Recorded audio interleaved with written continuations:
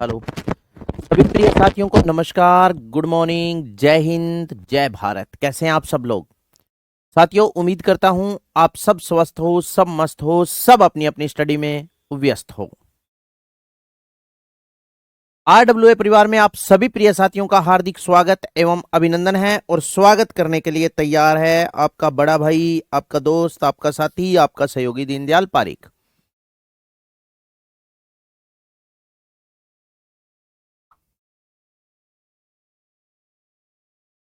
आ जाइए सभी जल्दी से। क्या चक्कर हो गया आज?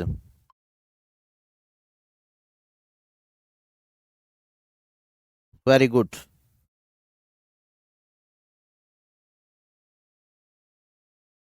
टीनू चौधरी, साबिया खान, अरविंद, इंसानाज, Hitesh Verma, very good very good. आ जाओ सभी, आ जाओ जल्दी से। बहुत लेट चल रहे हैं आप। लाइव में दिक्कत आ रही थी थोड़ी सी, तो 2-3 बार किया फिर हुई। चलो आ जाओ भाई। कौन सा टॉपिक चल रहा था? अपना वन्य जीव अभ्यारण्य टॉपिक चल रहा था, हाँ या ना? और वन्य जीव अभ्यारण्य के बारे में चर्चा करते हुए दोस्तों, जो बातें मैंने आपको बताई थी उन्हीं बातों को कंटिन्यू कर रहा हूं, एक बार थोड़ा सा रिवाइज करते हुए, ठीक है ना? क्योंकि कल के सेशन में अपने नेशनल पार्क, राष्ट्रीय उद्यान के बारे में बातें स्टार्ट कर दी थी, और राष्ट्रीय उद्यान के बारे में जो जो बातें स्टार्ट की थी उसमें मैंने आपको पता ही है भी आपको क्या क्या बातें बताई थी। राष्ट्रीय उद्यान के बारे में चर्चा करते हुए मैंने ये बातें कल अपने की थी। जैसे एक नंबर पर अपने जो चर्चा कर रहे थे वो कौन से राष्ट्रीय उद्यान के बारे में? एक नंबर पर रणथंभौर राष्ट्रीय उद्यान के बारे में चर्चा की थी। रणथंभौर राष्ट्रीय उद्यान में मैंने आपको बताया था, इसे बाघों का घर, शेरों का घर और बाघों की भूमि, द लैंड ऑफ टाइगर के नाम से जाना जाता है। अभ्यारण्य का दर्जा, राष्ट्रीय उद्यान, बाघ परियोजना, ठीक है, लुप्त हो रहे बाघों हेतु कौन सा मिशन चलाया गया था, सारी बातें अपने कर ली थी। उसके बाद में फिर अपने 2 नंबर पर चर्चा कर रहे थे दर्रा या मुकुंदरा, मुकुंदरा या राजीव गांधी राष्ट्रीय उद्यान। ये कहां है? कोटा और झालावाड़ जिले में है। अभ्यारण्य का दर्जा इसे 1955 में दिया गया। राष्ट्रीय उद्यान का दर्जा 9 जनवरी 2012 को, और बाघ परियोजना 9 अप्रैल 2013 को शुरू की गई थी। राज्य का दूसरा सबसे बड़ा राष्ट्रीय उद्यान है। इसका क्षेत्रफल लगभग 200 वर्ग किलोमीटर के क्या है? आसपास है। ठीक है, यही चर्चा आपने की थी। आगे देखो, सुनो, कुछ और बातें आगे और बढ़ा रहे हैं इससे रिलेटिव।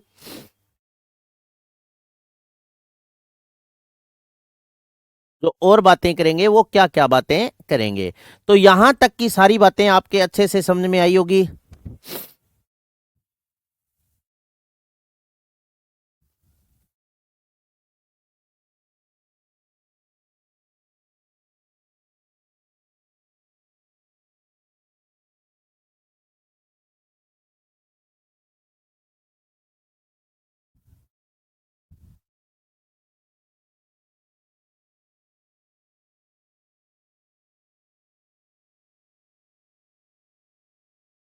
ठीक है, चलो भाई, अब आ जाओ। ये राजस्थान का दूसरा सबसे बड़ा राष्ट्रीय उद्यान है। इसका क्षेत्रफल कितना है? लगभग 200 वर्ग किलोमीटर के आसपास है।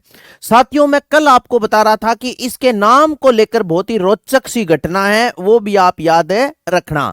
इसके नाम को लेकर क्या विशेषता है साथियों? तो देखो, 2003 में अशोक गहलोत ने इसका नाम, पहले आप याद रखना, 2003 में मुख्यमंत्री था राजस्थान का कौन? अशोक गहलोत। 2003 में अशोक गहलोत ने इसका नाम 2003 में मुख्यमंत्री अशोक गहलोत ने इसका जो नाम है दोस्तों वो कर दिया था राजीव गांधी राजीव गांधी राष्ट्रीय उद्यान कर दिया। राजीव गांधी राष्ट्रीय उद्यान कर दिया। राजीव गांधी राष्ट्रीय उद्यान, ठीक है ना, उद्यान कर दिया। 2003 में मुख्यमंत्री अशोक गहलोत ने इसका नाम क्या कर दिया? राजीव गांधी राष्ट्रीय उद्यान कर दिया। लेकिन 2006 में, याद रखना, 2006 में मुख्यमंत्री वसुंधरा राजे ने, मुख्यमंत्री राजस्थान की मुख्यमंत्री वसुंधरा राजे, वसुंधरा राजे ने राजे ने इसका नाम मुकुंदरा हिल्स किया। इसका नाम मुकुंदरा हिल्स किया, लेकिन इसे मुकुंदरा हिल्स किया, लेकिन इसे संवैधानिक मान्यता नहीं मिली। मान्यता नहीं मिली, ठीक है ना, संवैधानिक मान्यता नहीं मिली। बताओ ये कहानी आपके समझ में आई दोस्तों? क्या हुआ कि 2003 में इसका, गुरुजी थोड़ा डार्क लिख रहा, मैं तो डार्क ही लिख रहा हूं यार, कहां लाइट लिख रहा हूं अर्जुन। तो इसका जो नाम है वो 2003 में अशोक गहलोत ने इसका नाम राजीव गांधी राष्ट्रीय उद्यान कर दिया, लेकिन 2006 में मुख्यमंत्री वसुंधरा राजे ने इसका नाम मुकुंदरा हिल्स किया, लेकिन इस मुकुंदरा हिल्स नाम को क्या हुआ साथियों, संवैधानिक मान्यता नहीं मिली। ठीक है ना। नेक्स्ट आगे देखो, आगे बात करते हैं। इस अभ्यारण्य में, या ऐसे लिखते हैं, यहां पर सर्वाधिक जीव देखे जाते हैं। इस उद्यान में, ऐसे लिखो, इस उद्यान में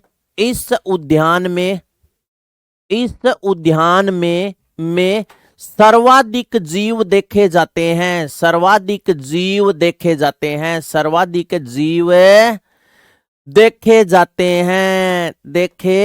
जाते हैं। इस उद्यान में सर्वाधिक जीव देखे जाते हैं। सबसे ज्यादा जीव यहां पर देखे जाते हैं। छोटे बड़े जीव यहां क्या है, सबसे ज्यादा है। नेक्स्ट देखो, सुनो साथियों, नेक्स्ट आगे इंपॉर्टेंट बात है। यहां वन्य जीवों को पास से देखने हेतु,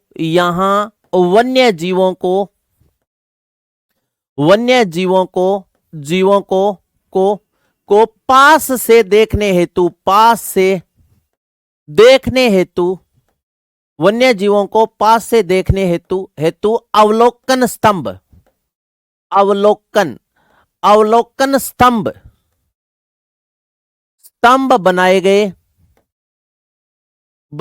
वन्य जीवों को पास से देखने हेतु अवलोकन स्तंभ बनाए गए, जिन्हें रियासती काल में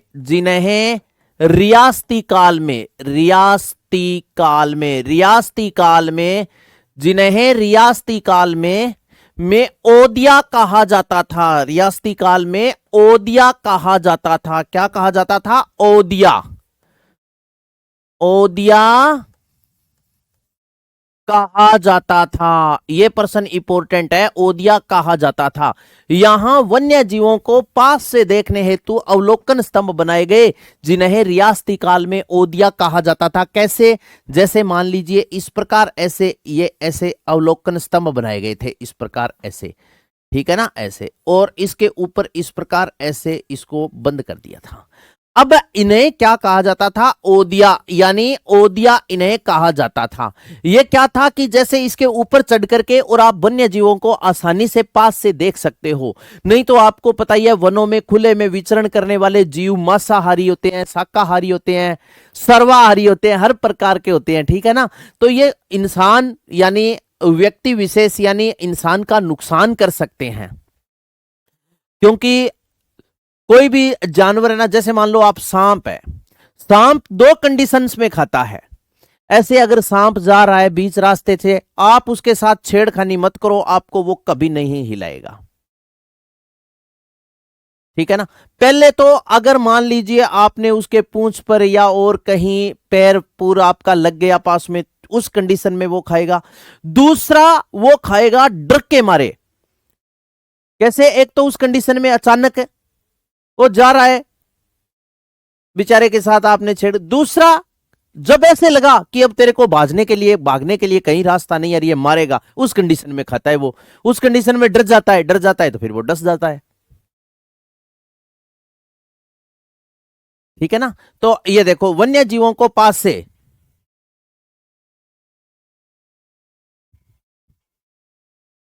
तो वन्य जीवों को पास से देखने हेतु अवलोकन स्तंभ बनाए गए, जिन्हें रियासती काल में क्या कहा जाता था?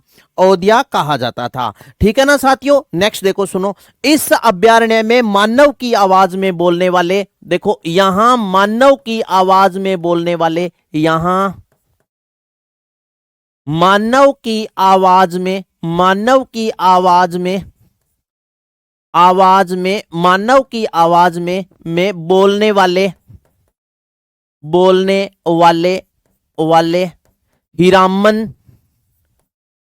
हीरामन, कोमा गागरोनी,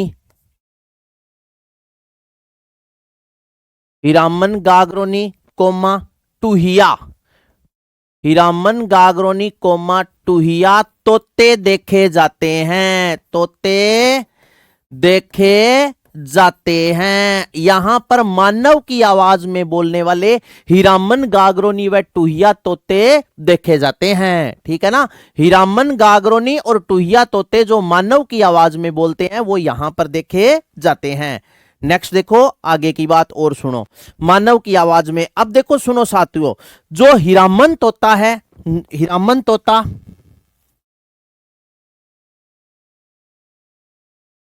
हीरामन तोता, इन्हें इसे इसे Alexandria parakeet, Alexandria parakeet, parakeet, parakeet, Alexandria parakeet वह हिंदुओं का आकाश लोचन, हिंदुआ आकाश लोचन कहते हैं, आकाश लोचन, आकाश लोचन कहते हैं, हिंदुआ आकाश लोचन कहते हैं। अलेक्जेंड्रिया पैराकीट वह हिंदुआ आकाश लोचन इसे कहा जाता है। किसे कहा जाता है? हाँ ठीक है ना। हाँ, हिंदुआ आकाश लोचन कहते हैं। समझ गए ना। आगे देखो सुनो। अब इसके बाद में बात करते हैं यहां पर दर्शनीय स्थल कौन कौन से हैं इस अभ्यारण्य में। दर्शनीय स्थल, तो नेक्स्ट आप हेडिंग डालो दर्शनीय स्थल। यहां पर कौन कौन से दर्शनीय स्थल है? दर्शनीय स्थल, दर्शनीय स्थल में एक नंबर पर आप लिखो आदि मानव के शैल चित्र, आदि वन मानुस, आदि मानव के, आदि मानव, आदि मानव के, आदि मानव के शैल चित्र। ये जानते हो क्या क्या होता है आदि मानव के शैल चित्र? शैल चित्र, आदि मानव के शैल चित्र। शैल किसको बोलते हैं? चट्टान को। चट्टान को काट करके आदि मानव के क्या बनाए गए हैं? मानव के, आदि मानव, यानी जैसे अपने आपको पता ही है पूर्वजों की फोटोएं बनाई है। ठीक है ना। अभी कैसे मनुष्य का विकास हुआ था। ठीक है, आदि मानव के शैल चित्र। इसके बाद में आगे देखो सुनो, गागरोन दुर्ग, रावठा महल, आदि मानव के शैल चित्र, गागरोन दुर्ग, और यहां पर ऐसा थी रावठा महल। आदि मानव के शैल चित्र, गागरोन दुर्ग, रावठा महल, भीम चौरी, बाडोली के शिव मंदिर, भीम चौरी, भीम चौरी, भीम चौरी, बाडोली के शिव मंदिर, बाडोली के शिव मंदिर, शिव मंदिर, बाडोली के शिव मंदिर, और एक के ओ आदि मानव के शैल चित्र, गागरोन दुर्ग, रावठा महल, भीम चौरी, बाडोली के शिव मंदिर। और यहां पर क्या देखा जाता है? अबलामिणी का महल, अबलामिणी का महल, अबलामिणी का महल, अबलामिणी का महल। ठीक है ना। यह है यहां पर दर्शनीय स्थल। नोट में लिखता हूं, अबलामिणी के महल को हाड़ौती का ताजमहल कहते हैं। नोट लगा करके लिख ला, नोट लगा के लिखो, लिखो अबलामिणी के महल को, अबलामिणी, अबलामिणी के महल को, के महल को हाड़ौती का, हाड़ौती का, हाड़ौती का ताजमहल कहते हैं। अबलामिणी के महल को हाड़ौती का ताजमहल कहते हैं। अबलामिणी के महल को क्या कहते हैं मेरे दोस्त? अबलामिणी के महल को हाड़ौती का ताजमहल कहा जाता है। ठीक है, हाँ। अब देखो सुनो, अबलामिणी कौन थी? ये अबलामिणी कोटा के शासक मुकुंद सिंह की पासवान या खासवान थी।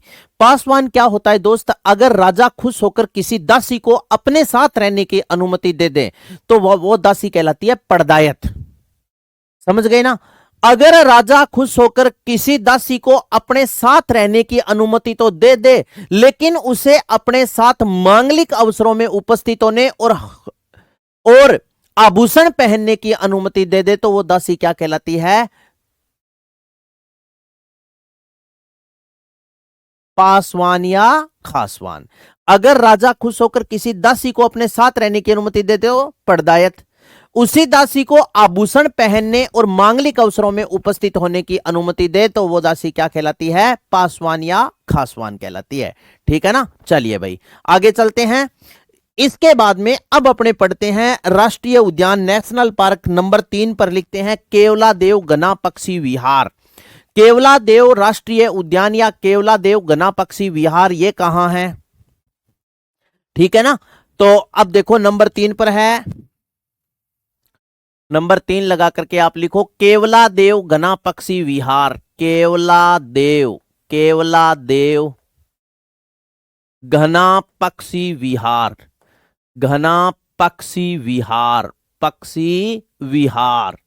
सर्वप्रथम दोस्त या केवलादेव राष्ट्रीय उद्यान, आपको यह पता होना चाहिए कि केवलादेव गना पक्षी विहार राजस्थान के कौन से जिले में है।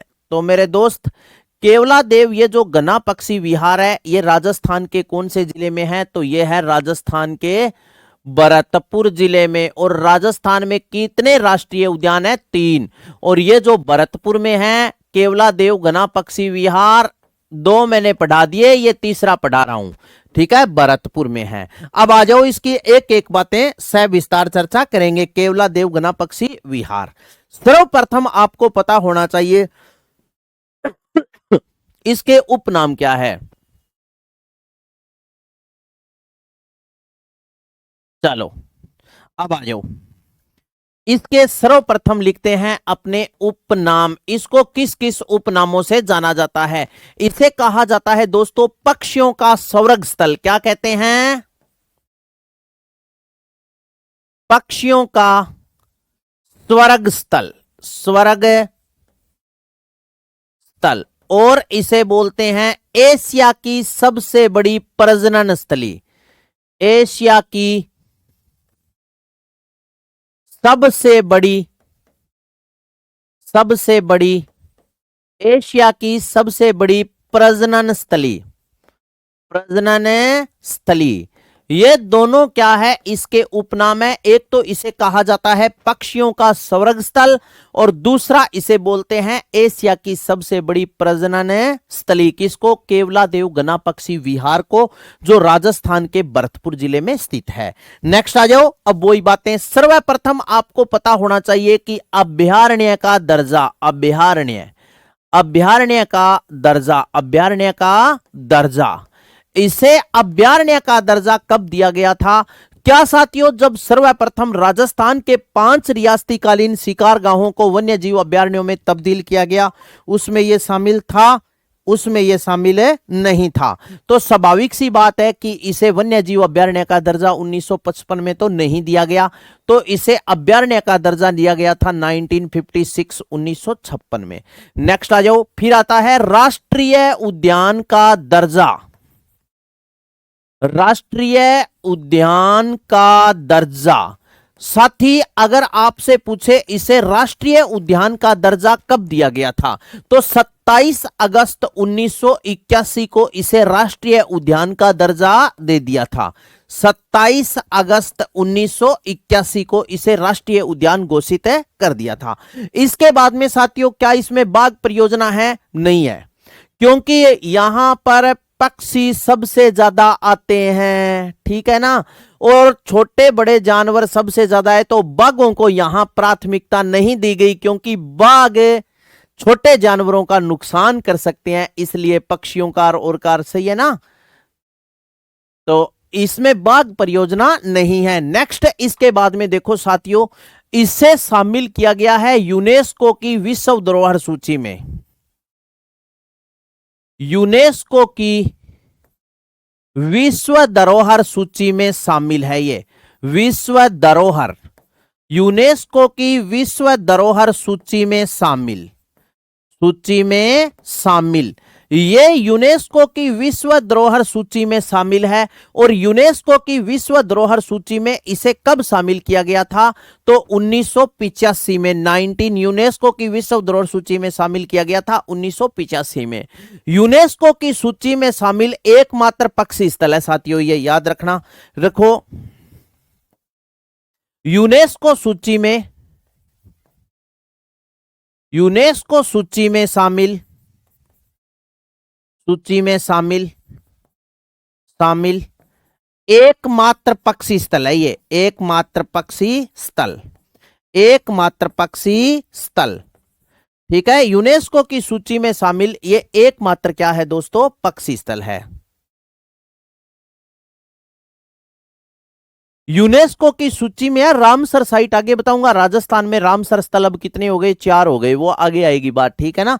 यूनेस्को की सूची में शामिल ये एकमात्र क्या है साथियों, पक्षी स्थल है। इसके बाद में देखो सुनो साथियों, इसे रामसर साइट में शामिल किया गया था। नेक्स्ट आ जाओ, रामसर सूची में, रामसर सूची में शामिल, सूची में, रामसर सूची में शामिल, शामिल, शामिल, रामसर सूची में शामिल या नम भूमि, नम भूमि, या इसे बोल सकते हैं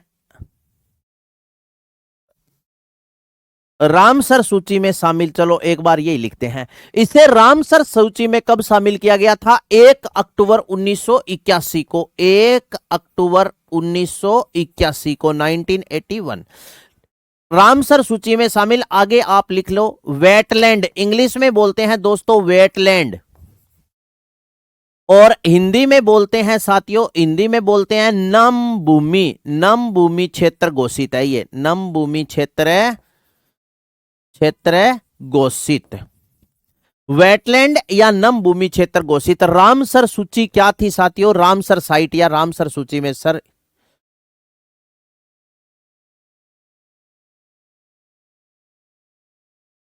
आते हैं बिल्कुल प्रियंका जी। एक बात सुनो, रामसर क्या था आपको थोड़ा सा बताना जरूरी है दोस्त।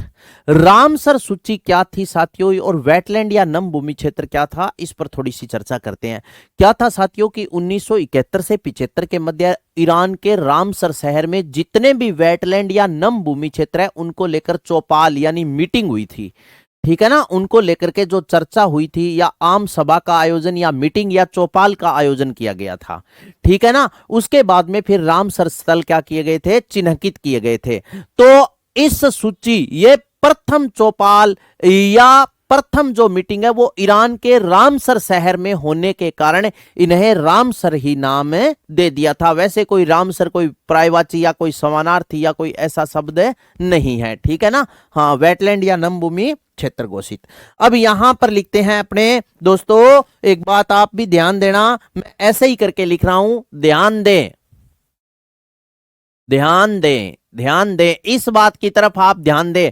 राज्य में, राज्य में, राज्य में रामसर स्थल, राज्य में रामसर स्थल, या इसको बोलते हैं वेटलैंड या नम भूमि क्षेत्र, रामसर स्थल या बोलते हैं वेटलैंड, या इसे बोलते हैं नम भूमि क्षेत्र, नम भूमि क्षेत्र। राज्य में वेटलैंड या नम भूमि क्षेत्र, रामसर स्थल, वेटलैंड या नम भूमि क्षेत्र कितने हैं, 4। याद रखना, 1 नंबर पर याद रखना केवलादेव,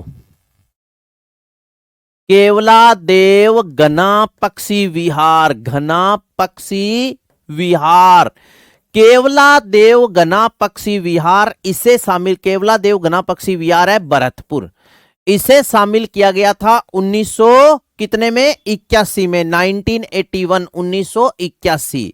इसके बाद में 2 नंबर पर मेरे दोस्त आप याद रखना सांबर झील, सांबर झील, सांबर झील को शामिल किया गया था, सांबर झील जयपुर, इसे शामिल वेटलैंड या नम भूमि क्षेत्र घोषित किया गया था 1990, 1990 में।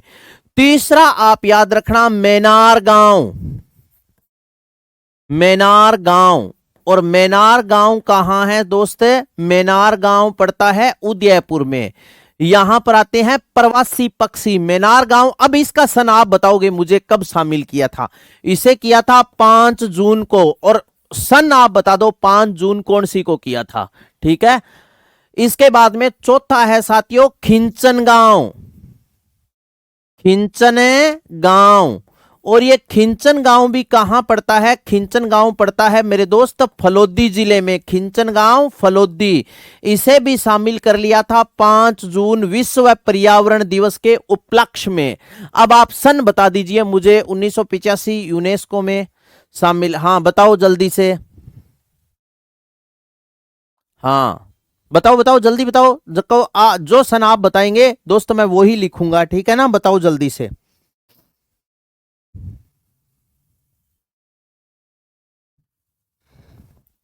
बताओ जल्दी से। Very good very good very good, अभी तक आपका कोई उत्तर नहीं आया, मुझे लगता है आपका उत्तर नहीं आएगा, आप तो बहुत पढ़ते नहीं हो, पढ़ते नहीं हो, पढ़ते नहीं हो, पढ़ते नहीं हो, ठीक है ना। हाँ आगे चलते हैं, ये है राजस्थान में, ध्यान दें, इसको सबसे लास्ट में लेके जाऊंगा मैं, ठीक है ना। एक बार मैंने यहां बताने के लिए आपको लिख दिया, लेकिन ये सबसे लास्ट में जाएगा, ठीक है। इससे पहले चलो, रामसर सूची में शामिल वेटलैंड या नम भूमि क्षेत्र, वेटलैंड या नम भूमि क्षेत्र घोषित किया था कब, 1981 में। ये सारी बातें आपने लिख ली। नेक्स्ट आगे बात करते हैं दोस्तों, इस अभ्यारण्य का निर्माण, इस अभ्यारण्य का निर्माण किशन सिंह ने, नेक्स्ट लिखो आप, इस अभ्यारण्य का निर्माण केवलादेव घना पक्षी विहार, इस उद्यान का निर्माण, इस उद्यान का निर्माण केवलादेव घना पक्षी विहार की बात चल रही है, निर्माण किशन सिंह ने स्विट्जरलैंड की झीलों के आधार पर करवाया। इस उद्यान का निर्माण किशन सिंह ने, इस उद्यान का निर्माण किशन सिंह ने स्विट्जरलैंड की झीलों के आधार पर करवाया। स्विट्जरलैंड, स्विट्जरलैंड की झीलों के आधार पर करवाया, झीलों के आधार, झीलों के आधार पर करवाया, स्विट्जरलैंड की झीलों के आधार पर करवाया, लिख लो जल्दी से, आधार पर करवाया। इस उद्यान का निर्माण किशन सिंह ने स्विट्जरलैंड की झीलों के आधार पर करवाया था। नेक्स्ट आगे लिखो, यहां ऑस्ट्रिया देश की सहायता से, नेक्स्ट लिखो, यहां ऑस्ट्रिया, ऑस्ट्रेलिया नहीं लिखना, ऑस्ट्रिया, ऑस्ट्रिया, यहां ऑस्ट्रिया देश की सहायता से, ऑस्ट्रिया देश की सहायता से, ऑस्ट्रिया देश की सहायता से, यहां ऑस्ट्रिया देश की सहायता से नम भूमि चेतना केंद्र, यहां ऑस्ट्रिया देश की सहायता से नम भूमि चेतना केंद्र, चेतना केंद्र, यहां ऑस्ट्रिया देश की सहायता से नम भूमि चेतना केंद्र स्थापित किया गया है। ऑस्ट्रिया देश की सहायता से नम भूमि चेतना केंद्र स्थापित किया गया है, किया गया है। किसकी सहायता से? ऑस्ट्रिया देश की सहायता से नम भूमि चेतना केंद्र स्थापित किया गया है। नेक्स्ट आगे देखो, केवलादेव पक्षी वैज्ञानिक डॉक्टर सलीम अली की, नेक्स्ट लिखो, केवलादेव, केवलादेव, केवलादेव देव पक्षी वैज्ञानिक, पक्षी वैज्ञानिक, पक्षी वैज्ञानिक, पक्षी वैज्ञानिक डॉक्टर सलीम अली, पक्षी वैज्ञानिक डॉक्टर सलीम अली, पक्षी वैज्ञानिक डॉक्टर सलीम अली, सलीम अली, पक्षी वैज्ञानिक केवलादेव पक्षी वैज्ञानिक डॉक्टर सलीम अली की कर्मस्थली माना जाता है। कर्मस्थली माना जाता है क्योंकि यहां कर्मस्थली माना जाता है क्योंकि सलीम अली ने यहां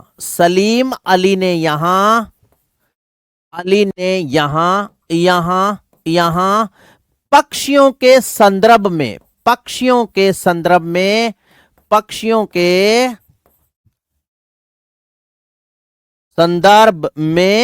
स्पीसीज नामक पुस्तक की रचना की। स्पीसीज नामक पुस्तक की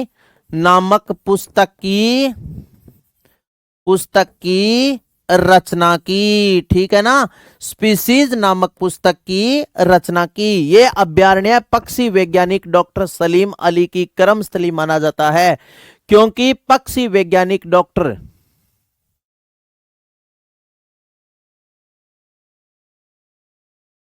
ठीक है ना, यूनेस्को की सूची में वो स्थान शामिल होते हैं जो अपनी एक अलग पहचान रखते हैं। ठीक है ना, हाँ, अलग एक पहचान रखते हैं। अच्छा,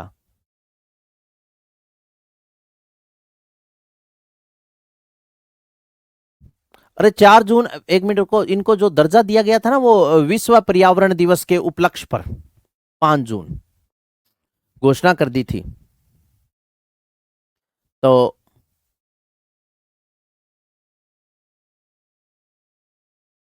हाँ बिल्कुल होगी क्लास, कल मेरी क्लास होगी, 101% श्योर है।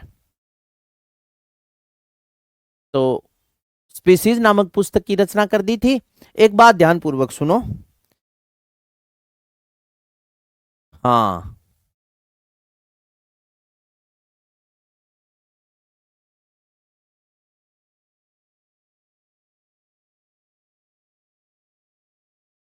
जो अपनी विशेष पहचान रखते हैं वो ही होते हैं, उन्हें यूनेस्को सूची में क्या करते हैं, शामिल किया जाता है।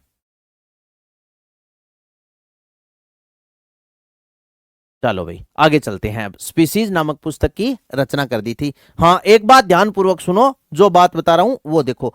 अगर आपसे पूछ ले भरतपुर बर्ड पैराडाइज पुस्तक के लेखक, नोट लगा के लिखो Bharatpur bird paradise, Bharatpur bird paradise पुस्तक के लेखक, भरतपुर बर्ड पैराडाइज पुस्तक के लेखक मार्टिन इवांस है भाई। ठीक है ना, Martin Evans. Bharatpur bird paradise पुस्तक के लेखक कौन है, मार्टिन इवांस। जबकि स्पीसीज नामक पुस्तक के लेखक कौन है, डॉक्टर सलीम अली है। तो दोनों बातें आप याद रखना।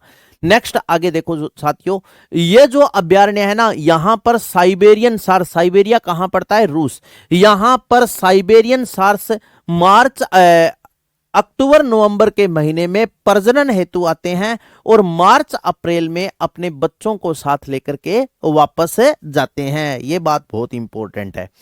नेक्स्ट लिखो, आप लिखो यहां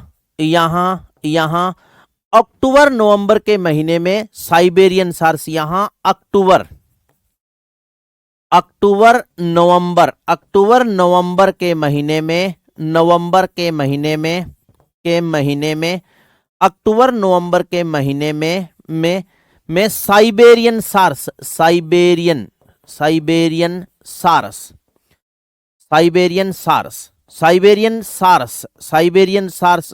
कहां पड़ता है, रूस में पड़ता है। साइबेरियन सार्स अक्टूबर नवंबर के महीने में साइबेरियन सार्स प्रजनन हेतु आते हैं, वह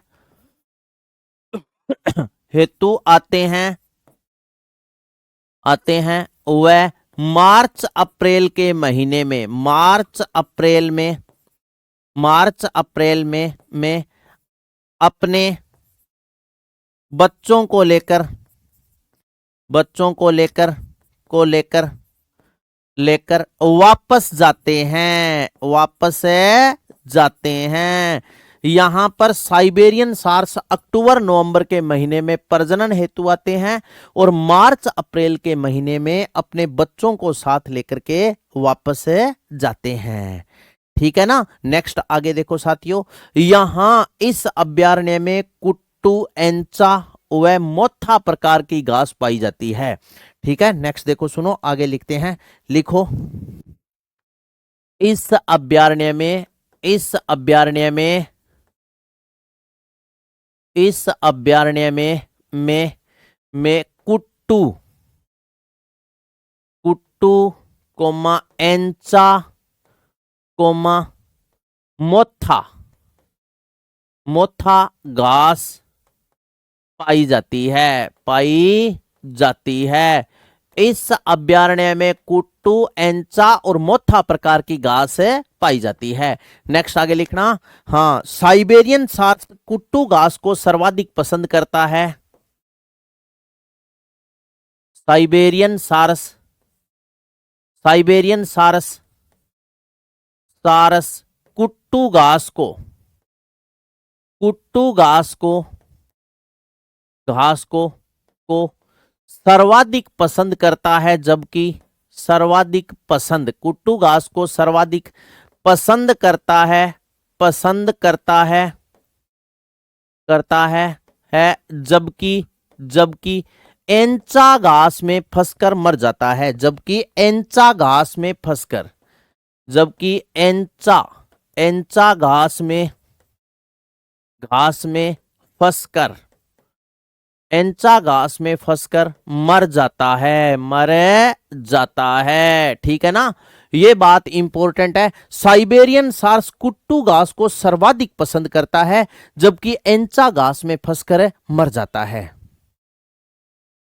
ठीक है ना। क्या है एंचा? एंचा जो है ना वो एक गुंथी हुई घास है। कल आपको फोटो दिखाऊंगा, हालांकि मैंने आज भी फोटो थी मेरे पास, लेकिन मैंने सोचा यार घास उसमें कोई पता तो चलता नहीं है। कुट्टू और एंचा, एंचा जो घास होती है ना वो इस प्रकार गुत्थी हुई घास होती है पूरी। जैसे ही साइबेरियन सार्स अपूट कांटा को थारो नाम सुने हुए के एक अपूट कांटा घास की प्रजाति है ये भी, जो कहेगा कांटा यहाँ पुट्ठा हुआ है, जी मान लो यहाँ हुआ अपूट कांटा, कांटा यहाँ लागेड़ा, यहाँ लागेड़ा हुआ कांटा यहाँ, इस प्रकार ऐसे होते हैं। अब जैसे ही क्या हुआ कि पक्षी उड़ता उड़ता आया, आकर के यहां बैठा, बैठने के बाद में इनके पर फंस जाते हैं, पंख फंस जाते हैं और वो वापस बाहर नहीं निकलता, फड़फड़ फड़फड़ फड़ करके सदा के लिए सो जाता है। तो ये है कौन सी घास? कुट्टू घास, एंचा घास। साइबेरियन सार्स कुट्टू घास को सर्वाधिक पसंद करता है, जबकि एंचा घास में फंसकर साइबेरियन सार्स की क्या हो जाती है? मृत्यु हो जाती है।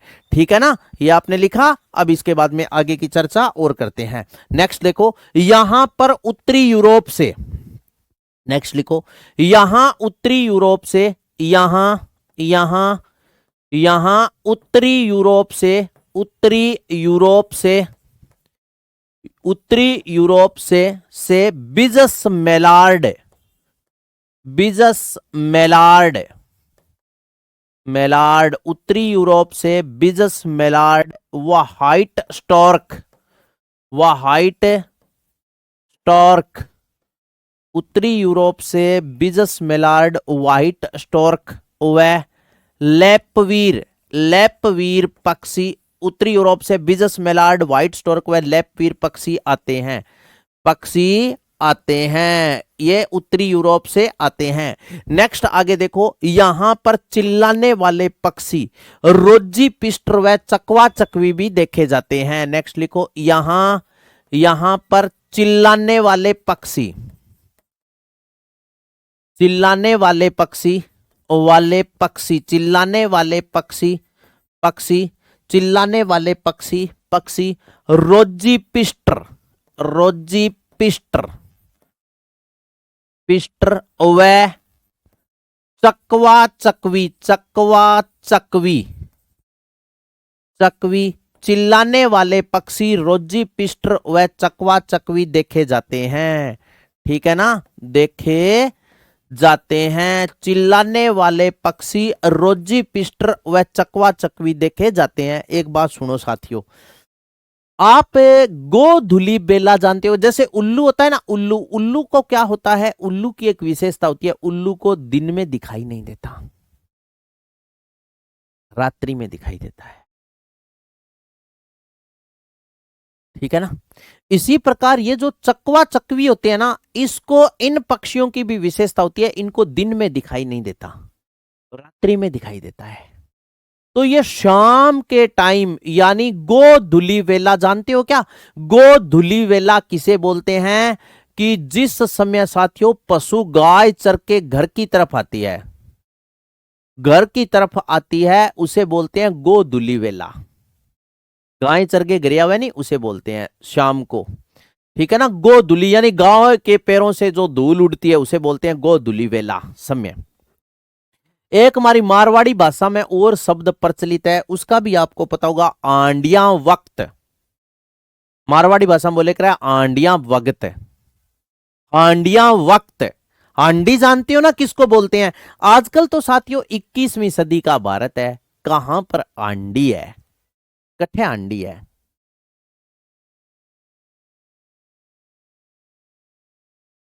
ठीक है ना? तो आंडिया वक्त वो होता था कि जिस समय क्या करते थे दोस्तों, यानी ग्रामीण क्षेत्रों में नहीं, मारवाड़ क्षेत्र में नहीं, राजस्थान में एक विशेषता होती, 3-4 बजे महिला आंडी टेकती। आंडी मतलब जानते हो ना? जैसे मिट्टी का बर्तन, मिट्टी का घड़ा होता था। ठीक है? मिट्टी का बर्तन, उसमें क्या करते थे, जैसे खींचड़ा, दलिया, ठीक है, ऐसी चीजें, हारा, हारो मारली भाषा में बोले, ऐसे जैसे तंदूर के टाइप का होता है, उसमें रखते थे। और जब वो वापस से बाहर पक करके तैयार होता था, उसे वापस बाहर निकालते थे ना, उस समय को बोला जाता था आंडिया वक्त। क्या बोलते थे उसे? हांडिया वक्त, यानी अंडी उतारने वाला टाइम। तो बी टाइम के वह का ये चकवा जो चकवी है ना, ये रात्रि में पूरी रात दोनों इकट्ठे फ्लाइंग करते हैं, उड़ते हैं आकाश में। तू मुझे कबूल, मैं तुझे कबूल, किस बात का डर, तू है तो दुनिया कितनी हंसी है। यानी दोनों इकट्ठा, यानी एक दूसरे में इतना व्यस्त हो जाए, इतना व्यस्त की दुनियादारी भूल जाए, आना की कौन दिखा है। और इया करते करते करते करते दोनों एक दूसरे में इतना बिजी हुआ, इतने में के हुए साथियों कि दिन उग जाए। दिन उग जाए यानी थोड़ा थोड़ा थोड़ा थोड़ा उजाला होना स्टार्ट हो जाता है। जिया ही उजाला होना स्टार्ट हुआ, बिया ही चकवो चकवीन और चकवीन चकवी, चकवीन चकवो और चकवेन चकवी दिखनी बंद हो जाए, बंद हो जाए जनाब, बहुत उदास हो जाए, बहुत उदास हो जाए, कुछ हो ना, ये पूरा दिन फिर उदास रहते हैं। जिया ही की हो कि थोड़ो सो आंडिया वक्त अंधेरो हुआ, थोड़ो सो, यानी मुंह अंधेरो जकन या बोले करे या दूर हूं या मुंह देखना बंद हो जाए, मुंह अंधेरो, अड़को सो अंधेरो है। बिया ही की एक चकवो चकवीन दिख जाए, चकवीन चकवो दिख जाए, चकवेन चकवी दिख जाए, फिर दोनों इकट्ठा हो गए, तकड़ो शोर मचावे, तू कट गई, तू कट गई, तू कट गई, यानी तू कहां गई थी, तू कहां गया था, तू कहां गई थी, तू कहां गया था शाम को। ये बहुत कलरव करते हैं। तो ये है चिल्लाने वाले पक्षी, रोजी पिस्टर चकवा चकवी यहां देखे जाते हैं।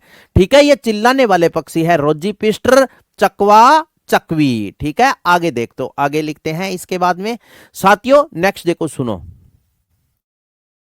नेक्स्ट, आगे देखो, इस अभ्यारण्य में राज्य की प्रथम, आगे लिखो, इस अभ्यारण्य में, इस अभ्यारण्य में, इस अभ्यारण्य में, अभ्यारण्य में राज्य की प्रथम, राज्य की प्रथम, इस अभ्यारण्य में राज्य की प्रथम, प्रथम जीव प्रयोगशाला है, जीव प्रयोगशाला, जीव प्रयोगशाला स्थित है।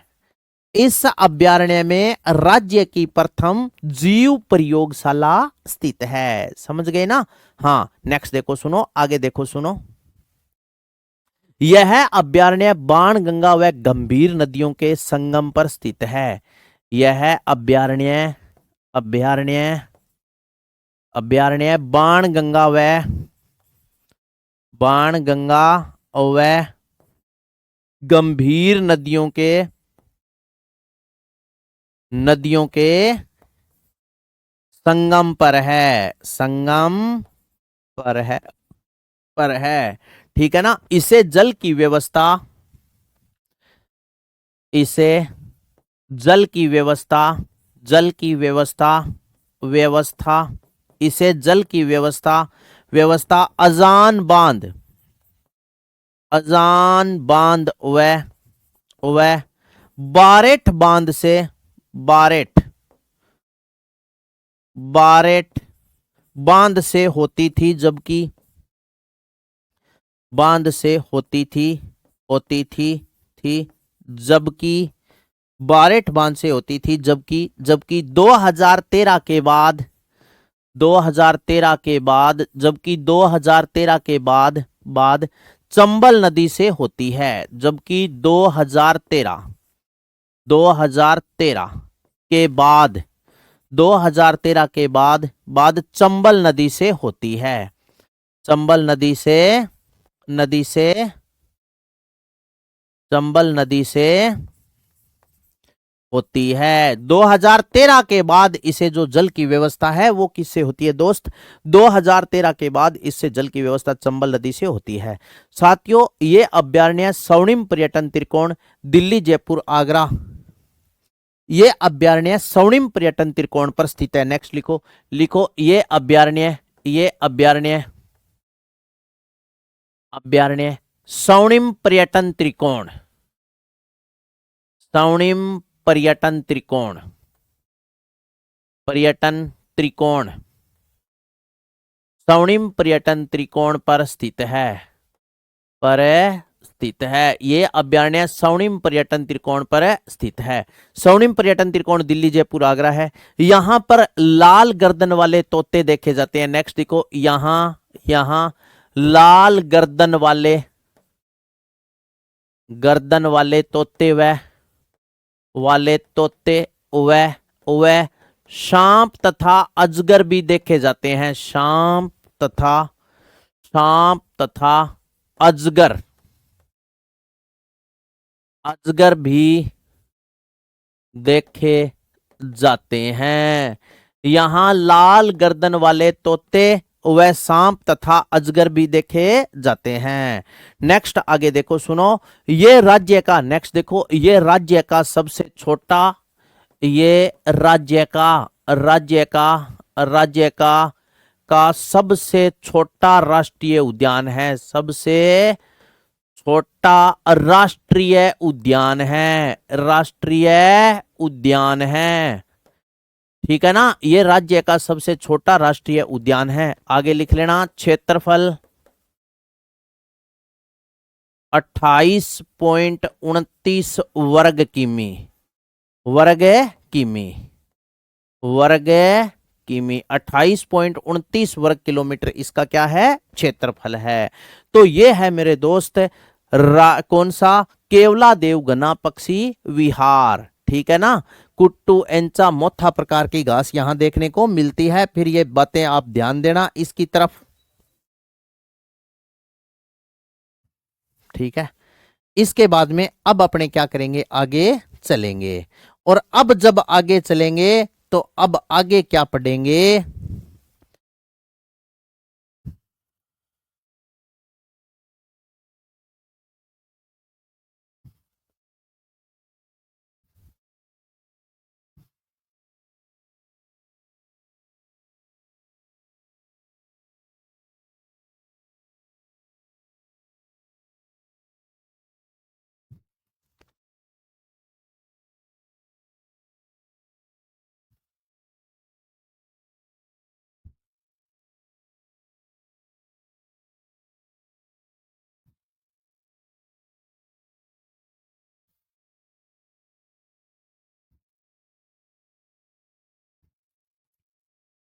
चलें आगे।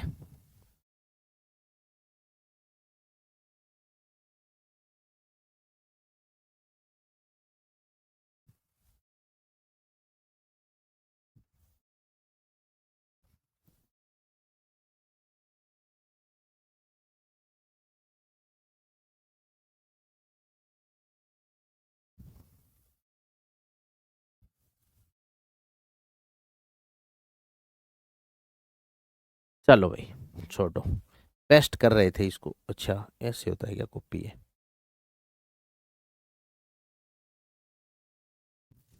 चलो भाई, ये ध्यान दे दी आपने बात, ठीक है। अब इसके बाद में अपने आगे बढ़ेंगे, तो आगे बढ़ते हुए बात करेंगे वन्य जीव अभयारण्य। राजस्थान में कुल कितने वन्य जीव अभयारण्य हैं? राजस्थान में कुल,